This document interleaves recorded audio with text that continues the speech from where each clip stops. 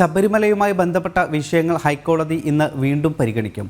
നിലവിലെ തിരക്ക്, ഭക്തർക്കായി ദേവസ്വം ബോർഡ് ഒരുക്കിയിട്ടുള്ള സൗകര്യങ്ങൾ എന്നിവ കോടതി പരിശോധിക്കും. ശബരിമല സ്പെഷ്യൽ കമ്മീഷണറുടെ റിപ്പോർട്ടിന്മേൽ സ്വമേധയാ എടുത്ത കേസാണ് ഹൈക്കോടതിയുടെ പരിഗണനയിൽ ഉള്ളത്.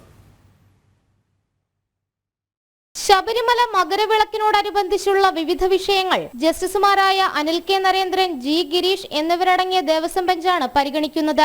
നിലവിലെ തിരക്ക്, ഭക്തർക്കുള്ള സൗകര്യങ്ങൾ എന്നിവ ഹൈക്കോടതി വിലയിരുത്തും. ശബരിമല സ്പെഷ്യൽ കമ്മീഷണറുടെ റിപ്പോർട്ടിന്റെ അടിസ്ഥാനത്തിൽ സ്വമേധയെടുത്ത കേസാണ് കോടതിയുടെ പരിഗണനയിലുള്ളത്. മണ്ഡലകാല സമാപനത്തിനിടെ അനിയന്ത്രിത തിരക്കുണ്ടായതിനെ തുടർന്ന് അവധി ദിവസവും കോടതി പ്രത്യേക സിറ്റിംഗ് നടത്തിയിരുന്നു.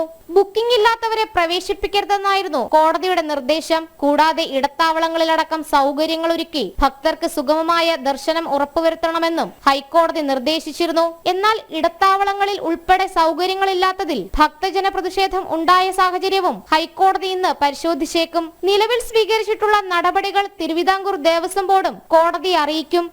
ജനം, കൊച്ചി.